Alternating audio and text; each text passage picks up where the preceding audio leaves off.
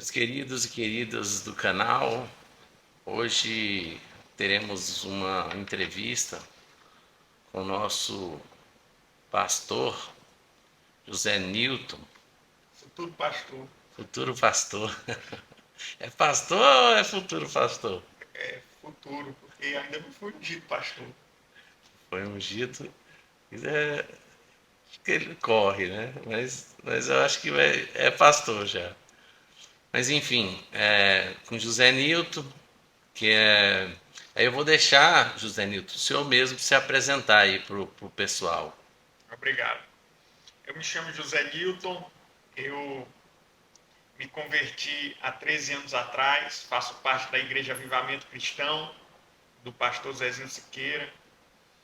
Caminhamos juntos nesses 13 anos e, como eu disse, eu não sou pastor, mas eu prego na igreja, faço estudos bíblicos nas segundas-feiras, faço parte da liderança da igreja e sou um servo de Cristo, né? A vontade é fazer o ID de Cristo servindo como ele nos ensinou, lavando os pés e pregando o Evangelho. Oh, como é que foi a sua experiência de conversão? O senhor ainda se lembra? Lembro, faz pouco tempo, 13 anos, Você ainda se lembra? lembro sim. A minha experiência ela foi muito forte no dia que ela aconteceu, mas para acontecer, né, antecederam alguns fatos, inclusive fatos de pessoas pregarem para mim, eu, como a maioria, crê que já era de Deus, né? Já era filho de Deus. E tem uma cunhada minha que pregou muito para mim, o meu cunhado, pastor Mauro, que está até nesse momento passando por uma luta de enfermidade, que Deus venha recuperar a saúde dele, eu oro para isso. Em nome de Jesus ele vai sair recuperado dessa. Foi um dos que pregou para mim, ele e minha cunhada. E durante muitos anos ouvi um pouco da palavra de Deus, pessoas pregando, só que coração fechado, achando que O mundo era melhor, né? o mundo era melhor. Até que aos 33 anos de idade, mais ou menos, se eu não me engano é isso, 32, eu costumo dizer que eu senti um vazio muito grande e essa minha cunhada me indicou um local para ir, que era a Donep, onde tinha umas reuniões de cristãos, onde falava de negócios e de Jesus. Lá encontrei um amigo, esse amigo me convidou a ir à igreja. Passaram-se algumas semanas sem eu conseguir ir para a igreja, ou seja, por ressaca ou por compromisso de churrasco, nem um domingo dava. E aquele vazio aumentando, até que eu e minha esposa fomos para a igreja num certo domingo, e lá aconteceu o grande milagre na minha vida. Nós sentamos na última fileira para, se não gostar, ir embora. Na metade do culto eu saí para tomar água e no bebedouro tinha um versículo bíblico em que Jesus fala para a mulher samaritana que se você beber dessa água tornará a ter sede, mas se beber da água que eu te der, do teu interior correrão rios de água vivas até a vida eterna, se eu não me engano é isso. E eu pensei comigo, eu quero essa água. Ali eu identifiquei que aquela água tiraria o meu vazio. E aí quando eu voltei para o assento, eu já voltei decidido a entregar minha vida para Jesus. Aí eu não assisti mais a pregação. Quando o pastor fez o apelo, eu fui à frente, entreguei minha vida para Jesus e daquele dia para cá aconteceu o milagre que está na Bíblia, que diz que assim que se está em Cristo, nova criatura é, as coisas velhas se passaram e tudo se fez novo. Então, daquele dia para lá, para cá, tudo se fez novo na minha vida.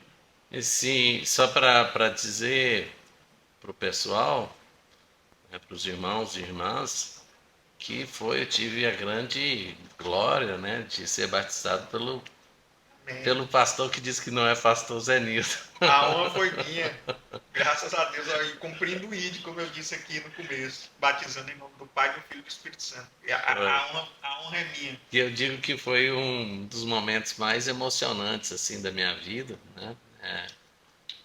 conversão, que também foi você que me converteu, foi não foi na igreja, né? Porque geralmente, né, as pessoas se convertem na igreja. Converti na minha casa mesmo. E você me converteu e depois me batizou também na minha casa, também na piscina. É, Jesus converteu com me usando, né? Colocando palavras na minha boca e abrindo seu coração. Eu particularmente, não, se a gente, é claro que eu sei, né? Mas até hoje eu não, eu até tenho aquele debate sobre se foi por amor ou por dor. Eu sempre entendo que a conversão é por amor e nunca por dor. A dor pode até levar a uma conversão, mas a conversão em si, ela é por amor, amor a Cristo. Mas assim, voltando aqui, Sim. como que é essa questão da às vezes as pessoas têm curiosidade. Você trabalha, tem um trabalho normal, vai para a empresa, volta, É, como é? eu tenho minha vida secular, né? Eu não sou 100% na obra, como o pastor Zezinho. Eu me formei em administração de empresas, fiz MBA em gestão de empresas, fiz mestrado profissional em administração de empresas. O mestrado eu não cheguei a concluir, falta o trabalho final, a, a tese, né? E, e trabalho na área de administração há mais de 20 anos.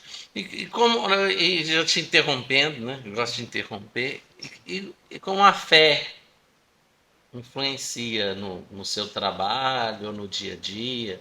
Tem alguma influência ou a influência é zero? Total, 100% de influência. Você é uma pessoa, quando você é nova criatura, filho de Deus, quando eu contei esse processo, você é uma pessoa, você tem certos tipos de atitudes, de ética, de própria fé, e após esse novo nascimento, como Jesus disse para Nicodemos, você passa a ter novos frutos, novas características, é realmente uma nova pessoa. Então, essa nova pessoa, ela ela muda no seu ambiente de trabalho. E eu mudei. Então, antes, o velho homem, ele está propício a aceitar subornos, a mentir no trabalho, a fazer algumas coisas erradas, enfim, uma série de coisas que quando você, como você disse aqui, eu fui por amor, realmente, e Jesus disse, aquele que me ama faz o que eu peço, faz o que eu digo. Então, quando a gente está amando a Cristo, vivendo Cristo, a gente segue as orientações dele. Respeitar o patrão, respeitar os funcionários, e seguir com paz com todos, fazendo, enfim, respondendo diretamente a sua pergunta, no trabalho também muda muito. Você conserta várias coisas que estão erradas e você passa a caminhar. E isso só tem benefício. Então, o que você É passa, isso que eu ia perguntar. Melhorou ou piorou? você perde no começo, é doloroso, muitas coisas você tem que cortar.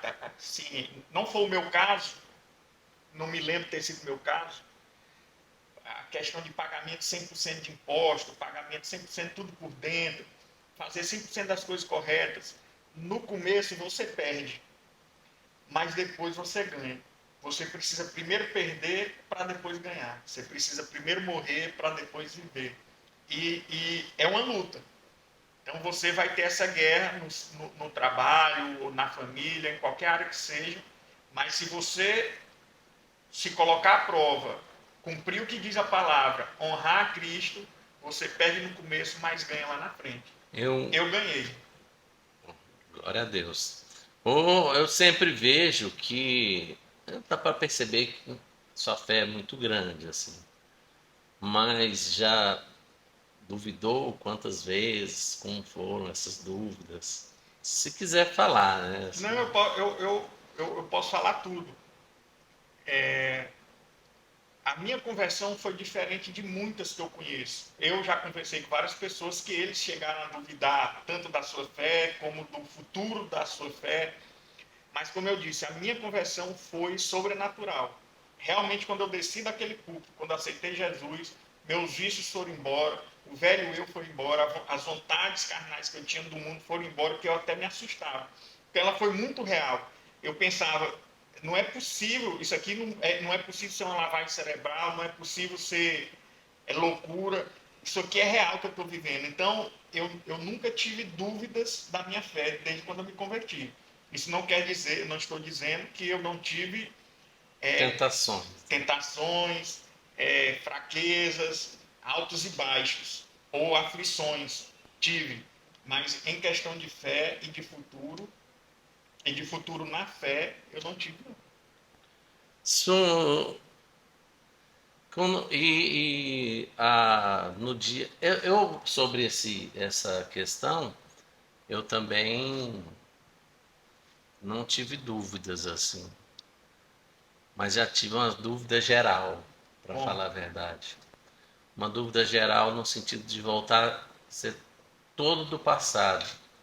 Assim, não sei porquê, do nada me deu vontade de fazer tudo do passado. Sendo que eu não, por exemplo, eu não bebo, eu não fumo, eu não faço nada mais. Não tem vontade, não tem tudo, mas de repente teve um pensamento como se fosse assim, eu vou voltar a ser tudo do passado. Talvez. deu vontade ou passou na tua cabeça que poderia acontecer isso contigo? Mas é um que poderia acontecer mesmo, assim, do que uma. Porque a vontade específica seria assim, de voltar a beber, de voltar. E eu não. E eu também tive uma conversão um pouco forte também. Difícil. É porque eu acho assim que eu parei de beber, para mim é um milagre, sabe? Uhum. Eu sei que muita gente pode achar qualquer pouco, mas teve outras coisas, óbvio. Mas assim, uma mais externa, assim, foi parar de beber, que era uma coisa que eu fazia desde os 17 anos. De repente era como sumisse assim qualquer vontade de beber. Pode estar o uísque, pode estar a cerveja, que for, que eu não tenho mais vontade de beber. Não é nem aquela não é nem tentação. Sobre isso que você falou, o medo de voltar ao que era antes, eu tive uma experiência sobrenatural com isso. Eu estava num culto e me questionando como é que as pessoas conseguem viver aquele tipo de vida que eu vivia, ou voltar a praticar as coisas que praticavam quando se conhece a verdade. E aí, nesse momento que eu estava orando, fazendo esse questionamento, Deus tirou o Espírito Santo de mim. Eu senti. E eu senti de novo o seu Espírito Santo.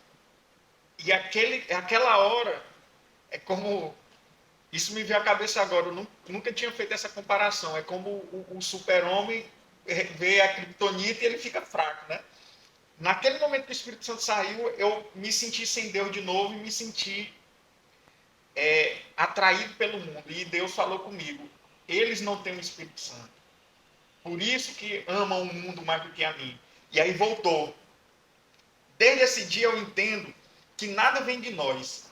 Isso que aconteceu com a gente, essa transformação, o nascer de novo, a nova criatura, o ser filho de Deus, todas as mudanças, mudança de mente, isso não vem de nós, isso vem de Deus. Deus é tão bom que ele fez o plano de salvação e nesse plano de salvação tem um agente chamado Espírito Santo que ele nos fornece para que a gente possa viver, passar por essa vida, por esse caminho estreito, por essa peregrinação aqui na Terra, sem contra ele, sem vontade do mundo novamente, gostando mais das coisas espirituais do que carnais.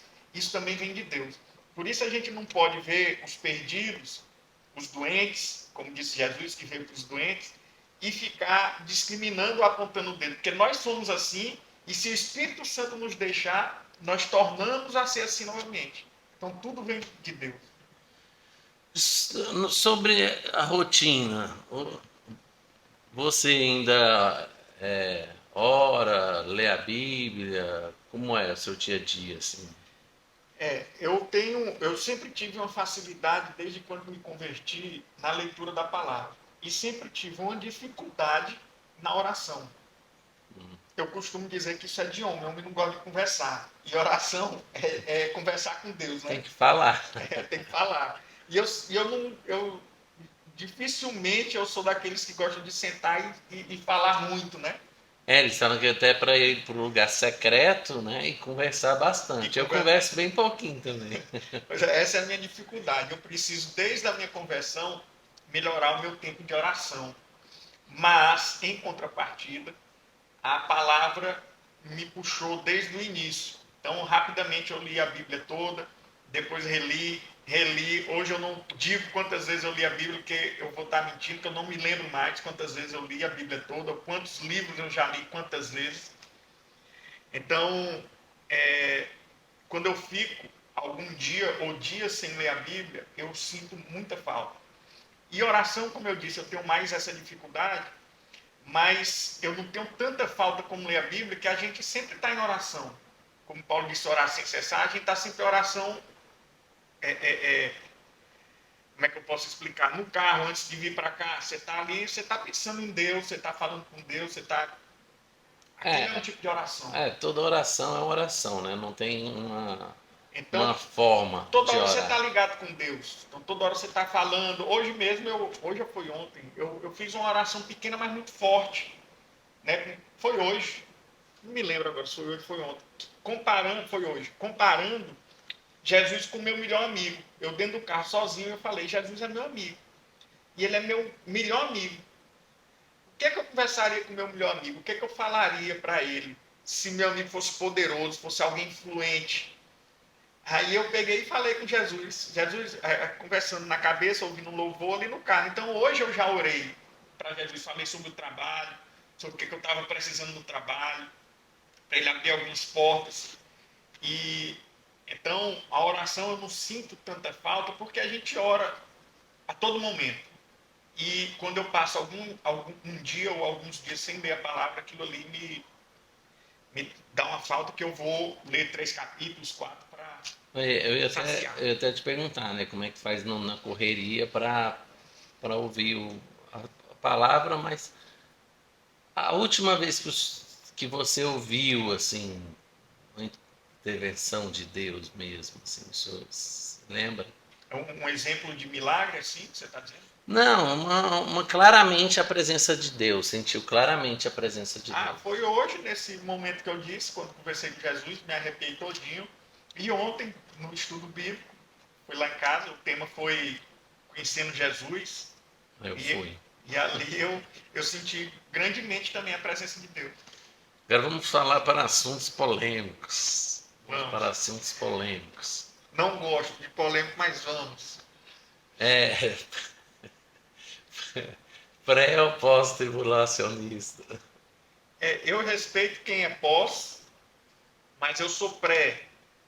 E, e como eu disse, e já falei isso para Eu sou você. pós, né? Lógico. Ok, e eu já lhe disse isso. Lógico. Eu acho, eu acho uma perda de tempo é a palavra mais É, é a palavra mais sutil que eu achei aqui. Eu acho uma perda de tempo discutir pré ou pós, discutir o que, que tem eu acho que mais. Paulo fala inútil, né? É, Mesmo a palavra é inútil.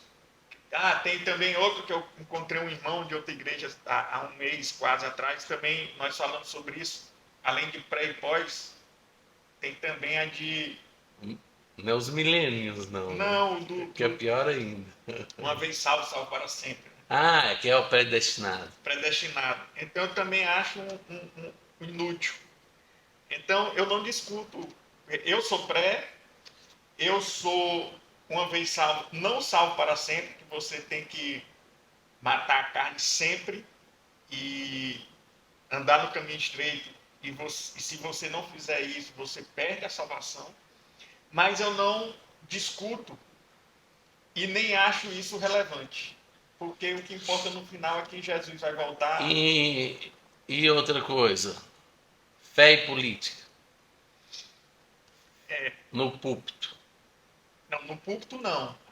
No púlpito zero. Mas o que mais É porque a gente vê aí durante as eleições, principalmente a presidencial, né? Mais a presidencial. mas também municipal, né? Tivemos que em Teresina teve uma separação, uma intervenção. Então, sempre tem aquela questão de pastores apoiarem determinado candidato e exprimirem essa, essa vontade, né? Aos, aos, às ovelhas lá, dizendo: votem no Beltrano. O senhor é a favor? Eu Contra? sou contra política no púlpito.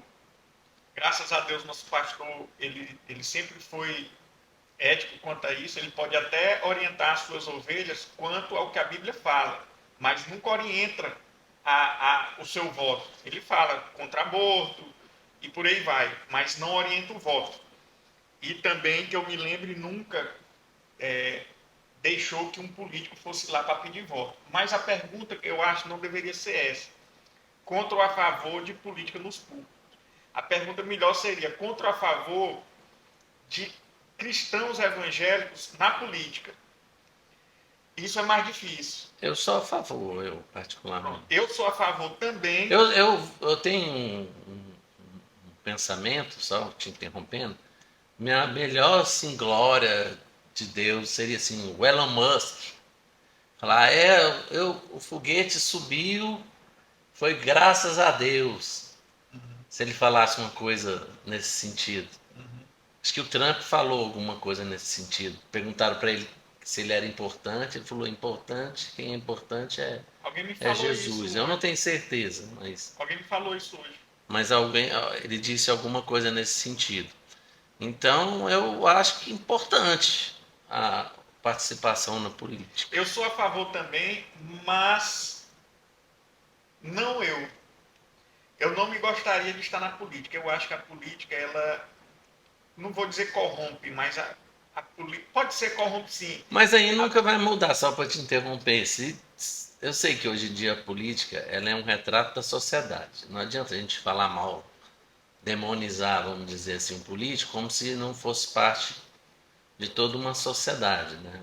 A sociedade jaz no maligno, né? Então, eu acho que com a introdução de evangélicos, a tendência é mudar, a tendência, e não o contrário. Hoje, que a imensa maioria não são de pessoas esclarecidas em relação à Bíblia, eu acho que corrompe mais, influencia mais o mal do que o bem. As poucas pessoas que eu conheço, evangélicos, que estão na política, não vou dizer que se corromperam, não posso nem dizer isso, que eu não conheço. Mas o que eu posso dizer é que eu as vejo mais fracas, é a palavra que eu achei, do que antes de entrar na política. Então, se não se contaminaram, se não pecaram, se ainda estão salvos, ok, graças a Deus. Mas eu acho que estariam muito mais avante em relação espiritualmente do que se não estivessem na política. Mas também concordo que se não estiverem lá à luz na política, como vão conhecer, né? Jesus mesmo disse para não botar a luz e esconder debaixo da cama, mas colocar no lugar mais alto da casa. Concordo. Mas eu não seria uma dessas para fazer a luz no meio da política. Ser a luz no meio da política, porque esse meio é muito difícil ser luz. É complicado, né? Bem complicado. Mas o curioso é que nos Estados Unidos a quantidade de evangélicos, né? Porque lá basicamente são evangélicos, né?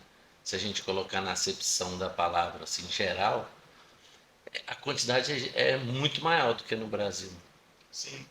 Aí vem outra questão. Tem gente que pode dizer assim: então você só é cristão no meio de cristão? Quando você estiver no meio de pessoas que não Você são. vai ser influenciado ao contrário? Exato. Pode-se fazer isso também. Mas só que na política é diferente. Para você conseguir uma emenda, para você conseguir a aprovação de um projeto, para fazer alguma coisa, você tem que dar algo em troca. Tem que negociar. Tem que negociar. E esse algo em troca é o que é. Às vezes você pode nem ser pecado, mas não, como é que é aquele lá que você falou, que Paulo disse? Mas não é. Não é pecado, mas não me convém, né? Não convém. É lícito, Tudo me é lícito, é lícito, mas não convém. mas Então não convém. essa troca pode até ser lícita, mas não convém ter feito essa troca. Só um exemplo, mas admiro os cristãos que estão na política, oro por eles, tomara que entrem mais e tomara que eles possam fazer a diferença lá. Oh, qual? Ah, mas só um detalhe, se um dia me verem na política e dizem, mas tu disse que não vai ser político, eu sempre disse que cargo político muito difícil eu ir, só se mudasse muita coisa. Mas eu aceitaria ser secretário, ser algo Ah, entendi. o técnico. Eu acho, Não ser o político, ser o técnico. Eu acho que eu ajudaria mais aí. mas eu acho que de todo modo, aí que é pior mesmo. Vamos para frente. Mas hoje em dia, qual a melhor forma para evangelizar o mundo hoje em dia? Que você acha? Eu acho que muda pouca coisa nesses 2000 anos. A melhor forma é pregar a palavra de Deus. A Bíblia diz que a palavra de Deus não volta vazia.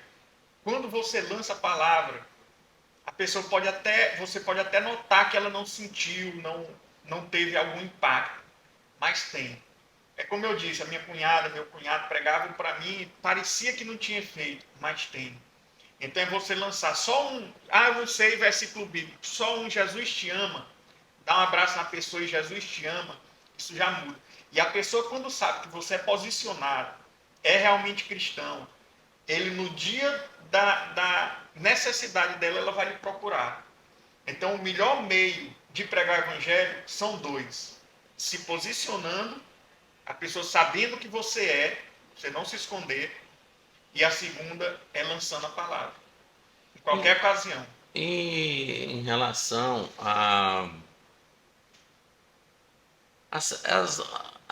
tem uma cultura agora, algumas doutrinas, né, evangélicas até, de que pregam a evolução da Bíblia, uma leitura mais moderna, vamos dizer assim, da Bíblia.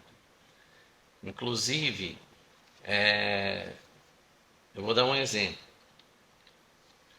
Mulheres pastoras. Mulheres pastoras. O que o senhor acha das mulheres pastoras?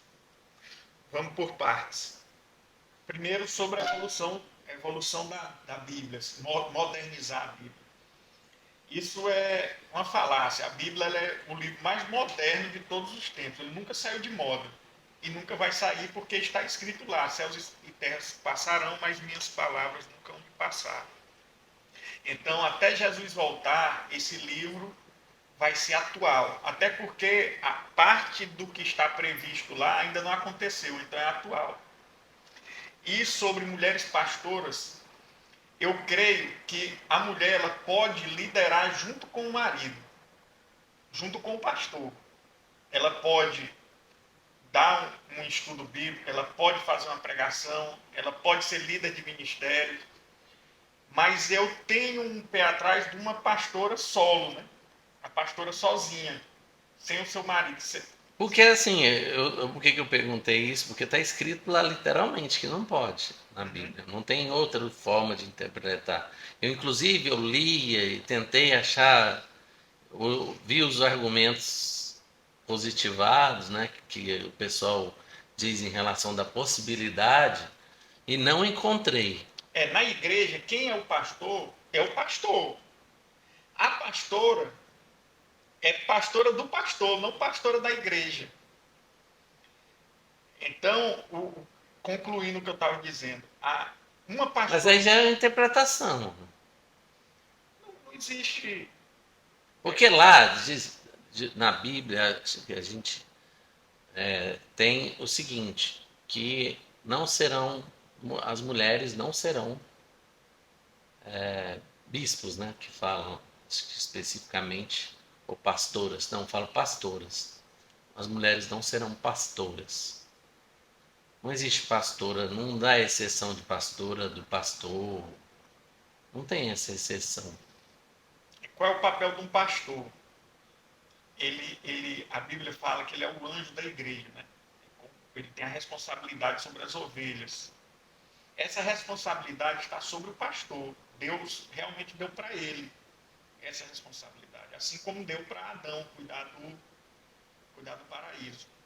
Só que Deus também deu a mulher, tanto para Adão como para o pastor.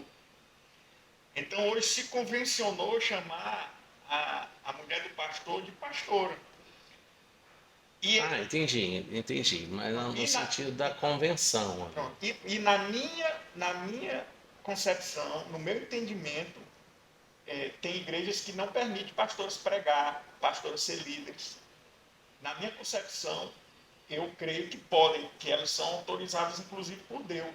Tem unção para isso. Não, então, Você vê o então fruto. você acredita que pode ela individualmente É como eu disse, pregar? sem individualmente na pastora solo não. Então a pessoa está aqui. Ah, solo não. Não, Ela tem que estar vinculada a um pastor, eu creio que sim. tipo a esposa do pastor. Eu creio que sim.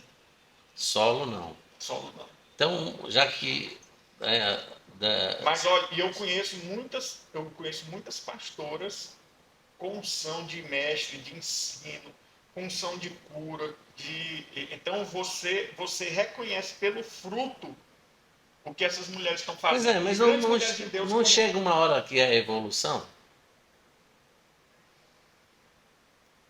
Me dá outro exemplo.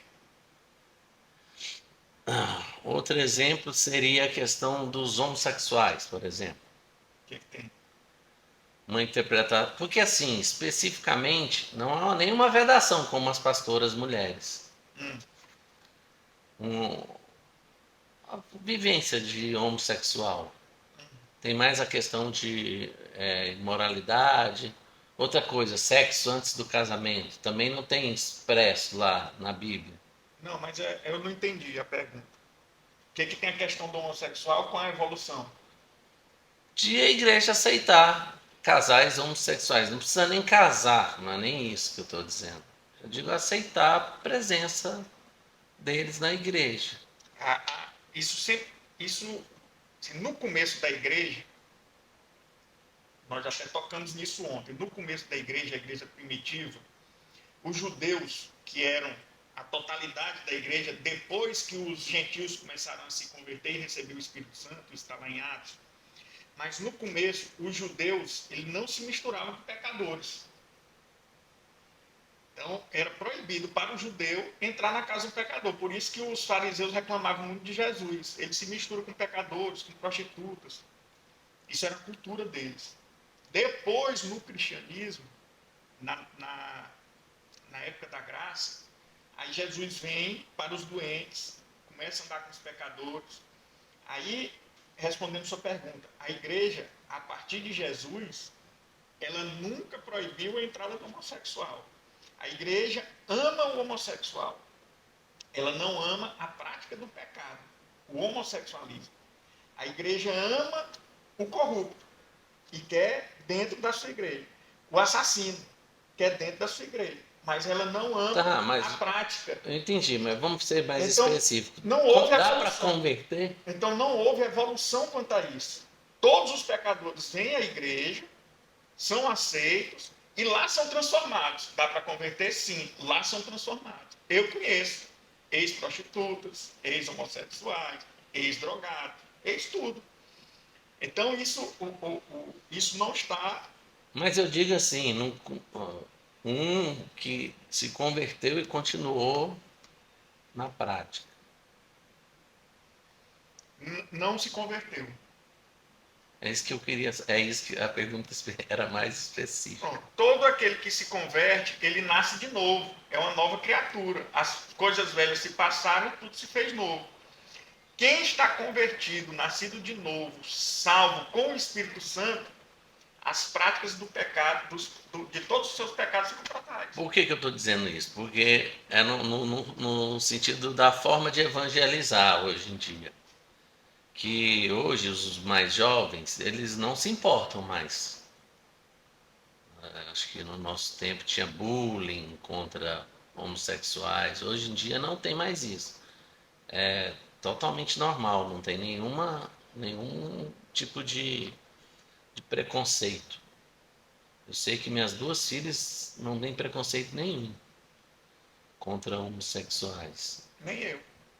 Não, também não. Mas aí é uma. Quando a gente vira e fala, você só vai ser convertido se deixar de ser homossexual, entendeu? Para mim é muito claro, não tem dúvida. Então, com esse advento do homossexualismo está invadindo a sociedade e as pessoas ou saindo do armário, eu não sei como é que é, ou virando, eu não sei o que está acontecendo, e realmente a população homossexual está crescendo muito. Eu não tenho, em relação ao espiritual, à salvação, à igreja, eu não tenho dúvida, eu vou te dizer. Eu tenho amigos homossexuais, convivo com eles, ando com eles. Mas o homossexualismo na Bíblia, que eu li, que eu disse que li várias vezes aqui, ela é pecado, está escrito lá. E não só uma passagem, duas ou três, em várias passagens. É, tem várias passagens. Pronto, é um pecado. Então, só que eu não diferencio o pecado do homossexual do pecado do assassino, do pecado do prostituto, do que trai a mulher. Eu não diferencio. Então, aquele cara que está lá na igreja, que diz que se converteu, que nasceu de novo, e está traindo a mulher, ele não se converteu. Ou se converteu, caiu, pede perdão e volta. Mas vamos dizer o caso que não se converteu, está sempre traindo a mulher. Eu não diferencio dele do homossexual, que diz que se converteu e não largou a prática do homossexualismo. Ele, segundo a palavra de Deus e para Deus, ele está no mesmo pecado, ele está em pecado, está na condenação dos mesmos outros tipos de pecado. Então, tem muito homem que traz sua esposa e tem muito homem que se relaciona com homem. São dois pecados que afastam o homem de Deus e que não vão ser salvos. Se dizem que se converteu, é só da boca para fora, porque a verdadeira conversão afasta a prática do pecado. Então, aquele que traía a esposa não trai mais. Aquele que se relacionava com o homem não se relaciona mais. Em relação aos. Inclusive, eu vi um testemunho muito bonito, eu disse para você, vale a pena dizer aqui, de um pastor, esse pastor dizendo que acabou um culto e chegou um cara para ele e disse: pastor, quem o senhor está vendo na sua frente? Ele: como assim? O que é que o senhor vê na sua frente? Aí ele falou: em relação a você? Não, eu vejo um jovem, saudável, um homem. Aí ele falou: pois é, meu nome é Joano, vou dar um nome aqui que eu não me lembro. Eu sou trans, eu sou uma mulher, só que eu estou no corpo de homem. Aí ele tomou um susto, aí falou: eu estou vindo ao culto há 4 semanas, estou gostando muito, me converti e quero me batizar. Algo impede que eu seja batizado? Aí disse que pensou logo em Filipe, né? Quando o Eutico disse para ele. Ele falou: não, você se converteu, Jesus Cristo, converti. Você quer se batizar? Quero, pois o batismo é para o final de semana. E aí, eu não sei se ele perguntou, se ele largou a prática do pecado, eu não sei como é que foi. Ele resumiu a história, eu estou contando assim como eu ouvi. E aí, no dia do batismo, foi lá, aí ele falou, ela, né? Falou: eu posso fazer uma oração antes de entrar? Aí ele falou: não é comum, né? Geralmente quem ora é o pastor, mas pode. Aí ele falou: olha, Senhor Deus, a partir de hoje, eu estou matando o João e a partir de hoje está renascendo a Joana para o Senhor. E ali ela foi batizada. Quando foi para o banheiro trocar a roupa molhada, já voltou com brinco, colar, batom. Então, o que eu quero dizer com isso? Que há conversões de verdade e há transformações. Há ex-trans, ex-homossexuais e ex-viciados. Inclusive, um grande amigo meu que era homossexual, já morreu, foi para o céu, graças a Deus. Um grande amigo meu que era homossexual se converteu na igreja, se transformou, deixou de ser e depois Deus levou ele. Então, conheço pessoas, sim, que passaram por esse processo. Mas aí em relação aos jovens, que é um nicho assim, importante, né, para o crescimento da igreja. Hoje em dia os jovens têm relação sexual normalmente. Chega um tempo de namoro ou sem namoro, tem relação sexual. Geralmente estão no namoro, aí eles começam a ter relação sexual. Aí eu lhe pergunto, é pecado? Não pode? Nós não. O ideal é que só tenha relação depois do casamento. A, Pode ser convertido, toda essa questão.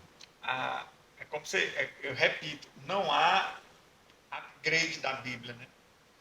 Então, a Bíblia ela diz que o sexo ela deve ser depois do casamento, que antes do casamento é prostituição. Eu, Muita gente, só para te interromper, eu li de todo jeito e não achei esse pedaço. muita gente diz que muita gente diz que é bom experimentar para depois saber se vai dar certo ou não, né?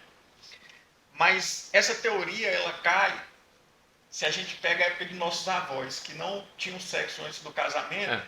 e o casamento durava. E hoje há sexo antes do casamento e os casamentos não duram, mesmo experimentando antes. Antes não experimentava e durava, hoje experimenta e não dura. Você ter relação sexual com uma pessoa, você se mistura com ela. Isso está na Bíblia. Uma vira uma única carne. Uma única carne. Então você vira uma única carne com várias pessoas. Como é que fica a sua carne nisso? O espiritual nisso? Quando você se casa realmente com uma pessoa que você encontrou, como é que fica a sua vida para trás antes?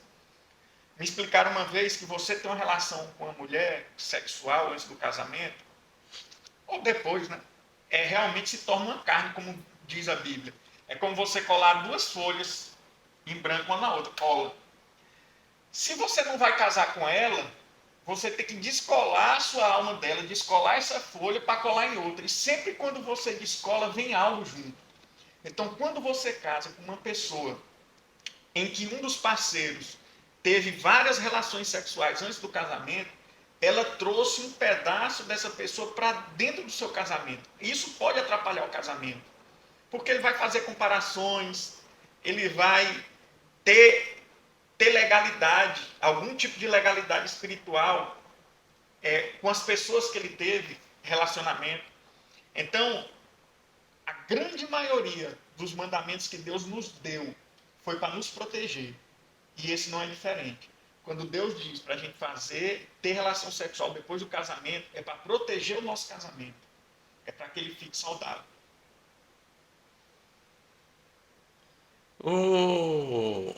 Eu entendi.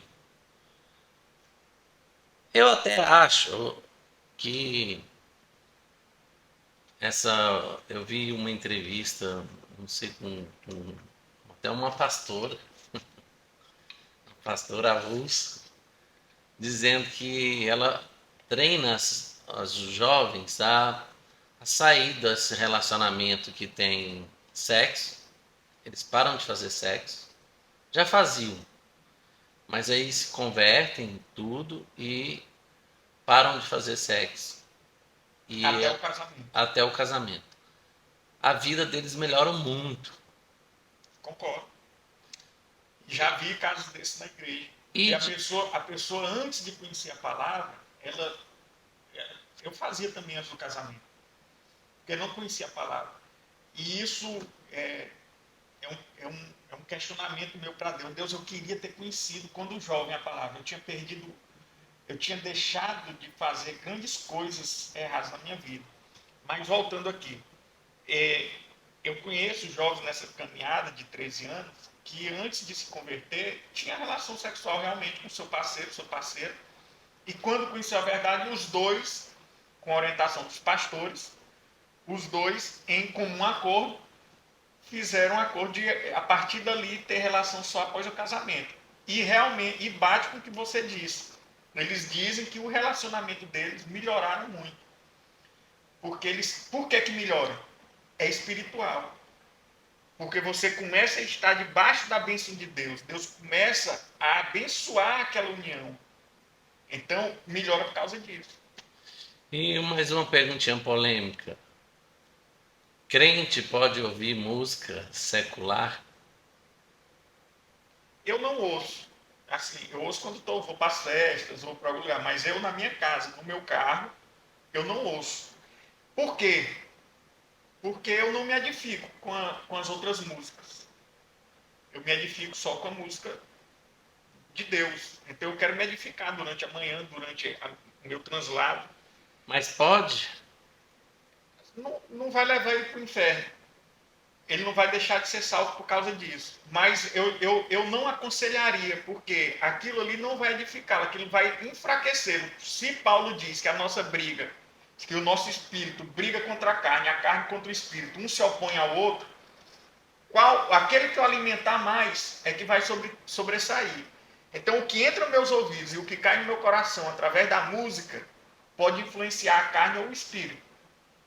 Então, eu não aconselho justamente por causa disso. A música, dependendo da música que ele vai ouvir, ele vai ser Porque tem umas dessas de música que hoje em dia... Aí, se eu for dar exemplo, né? Então, o conselho é melhor você ouvir algo de Deus do que do mundo. Às vezes as músicas são satânicas. Você está ouvindo música satânica e não está sabendo. Então você está alimentando a carne e depois você se altera, você fica com raiva, acontece algo, você se inclina para algum pecado, olha mais torto para alguém, olha mais desejando outra e não sabe por quê. Às vezes é por algo que você assistiu ou algo que você ouviu.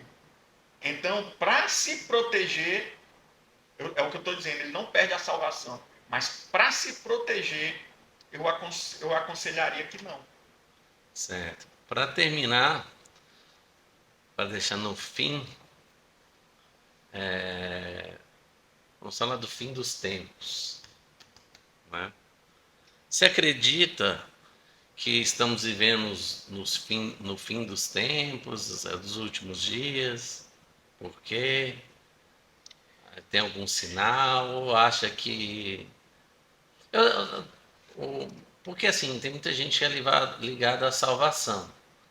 Acho que o melhor de ser crente e de conversão e de ser evangélico, na verdade, é o dia a dia, que te transforma numa pessoa muito melhor. A salvação é só vamos dizer, um bônus, um plus, porque sua vida melhora durante o dia a dia. Mas as pessoas gostam, né, de discutir sobre o arrebatamento, sobre o fim do mundo, né, sobre o juízo final. E estamos ou não vivendo temos sinais sobre isso? O que você acha? Eu vou tentar ser direto. Desde a época de Jesus, que Jesus vai aos céus, começa a pregação da volta dele. Então, mais 2025 anos, as pessoas, na época de Paulo, já questionavam, ainda não voltou, as pessoas que morreram, como é que vai ser? E, assim, particularmente, é bom se pregar que Jesus está voltando, as portas estão muito perto, é bom se pregar isso para a pessoa se preparar. Mas eu acho que ainda falta alguns eventos para a volta de Jesus, para o arrebatamento, ainda falta alguns eventos. Para se ter um governo único mundial, está se preparando para isso, com a moeda única, com agora Estados Unidos e China querendo fazer acordos, enfim. Ainda faltam algumas etapas. Mas, mais uma vez, eu digo que isso não é tão relevante. Mas ainda não é relevante a volta de Jesus é muito relevante. O que não é relevante é o dia que ele vai voltar. Se está perto ou se está longe. Porque a volta de Jesus para mim pode ser hoje, se eu morrer hoje. Pode ser amanhã, se eu morrer amanhã. Aqueles que morreram em Cristo ressuscitarão. Que não morreram não vão ressuscitar no dia da ressurreição. Então, o que importa mesmo é a gente estar firme para o dia da nossa morte. Se Jesus não voltar e a gente morrer, a gente tem que ter morrido em Cristo. Mas a pregação, eu já preguei muito sobre isso, muitos estudos sobre isso, e é muito bom a gente falar para as pessoas estarem atentas. Porque Jesus diz, vigiem, porque ninguém sabe o dia nem a hora. Então, É como o ladrão, né? O ladrão não avisa o dia que vem, né? Exatamente. Como Jesus disse. Então, para mim não importa o dia que ele vem. O que importa é se estamos preparados. E a morte é o dia que Jesus voltou para você. E a gente não sabe o dia da morte. E o dia da nossa morte está próximo. Como, Zé Nilton? Porque nós não vamos viver mais 50 anos, 60 anos. Nós dois aqui já estamos chegando nos 50. Nós não vamos viver mais 50 anos. Então, Jesus está próximo para a gente. É isso. Então, eu tenho que me preparar. Eu digo porque até muitos crentes não entendem essa questão creio que que você esclarecesse um pouquinho mais a questão da morte, porque tem muita gente que queria que fosse agora, porque seria o arrebatamento, né? Primeiro que o senhor explicasse o que é arrebatamento. Pronto. A sequência, resumidamente, para aqueles que são pré, né? A sequência é a seguinte: Sem ser pré ou pós não vai fazer muita diferença para o conceito. vai haver o arrebatamento da igreja de Cristo no soar da última trombeta, a sétima trombeta, lá em Apocalipse diz que ela vai soar, e aí haverá o arrebatamento. O arrebatamento é no abrir e fechar de olhos. A igreja de Cristo, aqueles que estão em Cristo serão arrebatados. E aí Paulo vai dizer que esse corpo vai voltar para o pó, esse corpo que é corruptível fica, e nós vamos ter um corpo glorioso, transformado, que não vai poder mais ver corrupção. Ou seja, nós vamos receber um corpo que nós não vamos ter mais essas necessidades que nós temos hoje. Mas é outra coisa. Seria Haverá como uma... se fosse um espírito, como de Jesus quando ele ressuscitou. Pode ser. Haverá um arrebatamento. Depois haverá algo aqui na terra para aqueles que ficaram, que é o advento do... Tá, eu vou te interromper. É justamente nesse ponto que algumas pessoas não entendem. A morte, os que morreram, os que morreram. Há duas espécies de pessoas: os que morreram com a salvação e os ímpios, né? Uhum. O cara que acreditava em Deus lá, tudo, e o que não acreditava em nada, morreu. Os que morreram em Cristo e os que não morreram em Cristo. Isso, o que vai acontecer com eles nessa hora do arrebatamento? A Bíblia diz que os que morreram em Cristo ressuscitarão primeiro. Até do que o arrebatamento. Até do que o arrebatamento. Então, realmente eu pulei essa parte. O apóstolo Paulo vai dizer que os que morreram em Cristo ressuscitarão primeiro. Depois, os que estiverem vivos serão arrebatados com ele, a encontrar com ele nos ares. Então, haverá a ressurreição dos mortos que morreram em Cristo. Depois, o arrebatamento da igreja. Aí sim começa o período do anticristo, de 3 anos de paz. Depois, 3 anos de guerra, de problemas, que é a grande tribulação.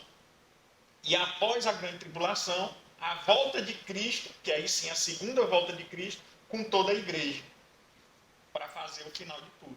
Então, ressurreição com arrebatamento, tribulação, volta da igreja com Cristo. Vamos aquelas perguntas bem Ainda pulei um pouquinho, mas não vamos entrar nessa parte. É o governo de Cristo com a igreja 1000 anos. Vamos falar sobre a questão. Tem os 1000 anos de igreja, né? Mas essa questão ela é importante, que ela tem um detalhe. Eu até me esqueci agora. Que são tantas. Mas em relação a Israel, os judeus vão ser salvos ou não? Aí é outra polêmica, né? Na minha concepção, segundo o que eu entendo da Bíblia, não há salvação se não for em Cristo Jesus. Então, existem hoje os judeus messiânicos. Judeus que acreditam no Messias, né? Em Jesus Cristo. Então, eu creio que esse sim. Mas o meu entendimento é que não há salvação nem para os judeus, principalmente para os gentios, não há salvação senão em Cristo Jesus. Tá certo. Tem um filme dos anos 2000, salvo engano, que ficou famoso justamente, que é o filme Deixados para Trás. Aí no arrebatamento, eles somem as pessoas, só fica a roupa. Do jeito que estava lá deitado na cama, sobrou a roupa, ou dentro de um carro, ficou só a roupa. Esse nome também, arrebatamento, eu não sei se você sabe, ficou famoso também com o filme Vingadores. Não. Tinha um super-herói chamado Thanos, um bandido, na verdade, né? Vilão. Um vilão. Um vilão chamado Thanos que, no estralo de dedo, arrebatou a metade da população. Ele matou a metade da população. Porque ele entendia que do universo, né? Mas aí ele matou, né? Ele não arrebatou. Mas Quem eles, arrebatado é vivo. mas eles chamavam de arrebatamento. Que aí teve, justamente teve uma confusão assim sobre essa questão. Que é bom esclarecer, porque são poucos os esclarecimentos para os jovens assim. Por que não tem filme? Por que todos os filmes poucos filmes religiosos, né? Ou são aqueles filmes assim que uma pessoa acontece alguma coisa e ela é salva, ou é aquele filme de Jesus como Chosen, né? The Chosen, assim. Até que fez, apesar de mostrar algumas coisas diferentes, mas até que foi importante porque voltou à temática, né, de Jesus. Por que você acha que não tem filmes interessantes assim sobre a Bíblia? Assim? Provavelmente porque não vende. Provavelmente. Porque se vendesse, desse lucro, desse dinheiro, seria feito mais. Mas existem uma opção boa de filmes cristãos. Né? Tem Quarto de Guerra, aquele lá do bombeiro. Assim, eu já assisti vários. O negócio que eu sou ruim de lembrar do filme e do nome Tem do um filme. novo agora também que é o da espada que eu esqueci também. A Forja. A Forja. Assisti com meu filho. Eu sou muito ruim de lembrar filme e nome. Tem filme até que eu estou assistindo a segunda vez. Aí eu será que eu já assisti esse filme? Eu não me lembro se eu assisti. Depois eu vi que eu assisti. E mesmo assistindo de novo eu não lembro. Mas enfim, existe para a pessoa que quer ouvir música evangélica, tem muitas opções. Que quer assistir filme cristão evangélico, tem muitas opções. Agora, poderia ter mais, com mais qualidade, mas provavelmente não tem pela questão comercial mesmo. Mas se você quiser se alimentar não só da palavra, mas de livros cristãos, tem muitos, filmes também e músicas também. Porque é até interessante, né? Porque antigamente tinha aquele filme Sansão e Dalila. E quase ninguém sabe que Sansão e Dalila É da Bíblia. é da Bíblia. É verdade. É curioso isso. E tem vários, assim. Acha que É uma história inventada grega. igual dos super-heróis. Isso. Mas para terminar mesmo, o que um cristão deve fazer para se preparar para a volta de Jesus?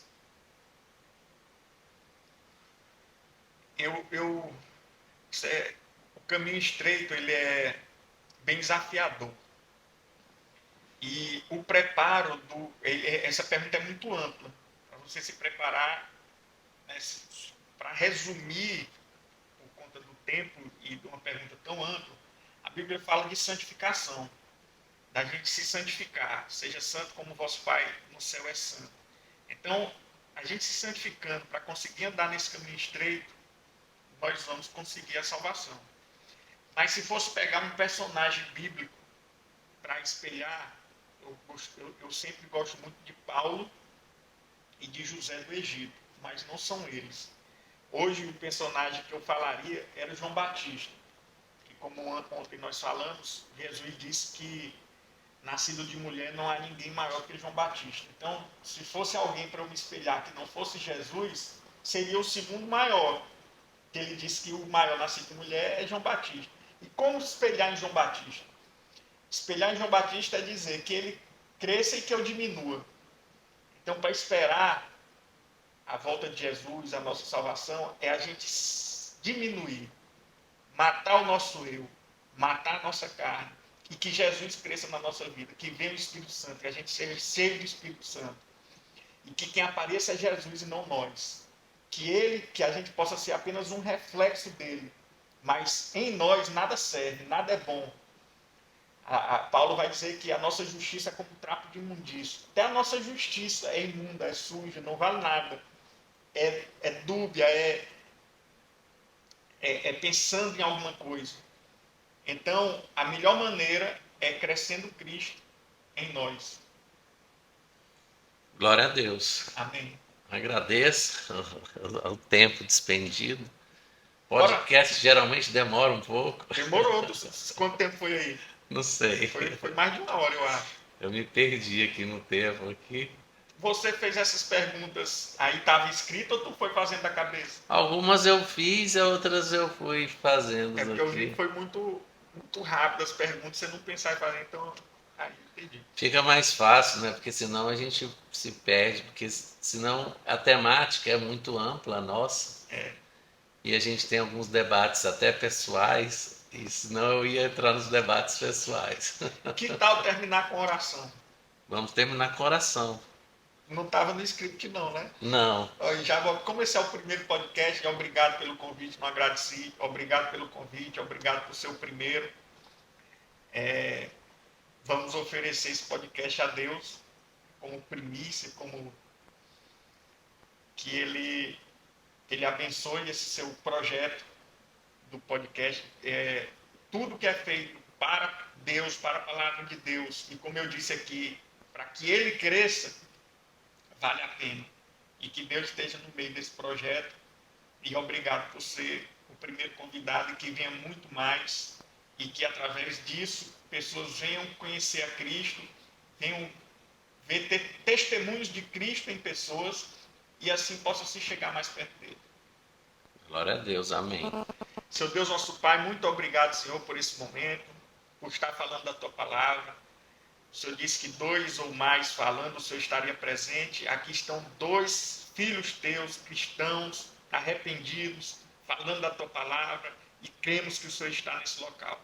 Abençoe esse projeto do Verdejo, que o Senhor esteja nele, vá à frente, não faça ele sair do lugar se o Senhor não for com ele. Dá discernimento, dá coragem, dá sabedoria, dá refrigério em seu coração, dá ideias, que o Senhor venha trazer muitas revelações para ele e que através desse canal o teu nome possa ser exaltado e o nome dele possa ser diminuído, para que o Senhor cresça, para que o número daqueles que estão preparados para serem salvos no dia da tua volta estejam completos. Apressa-te. Nós te pedimos, volta, Senhor Jesus. Nós ansiamos por isso. E muito obrigado por tudo. Em nome de Jesus. Amém. Amém.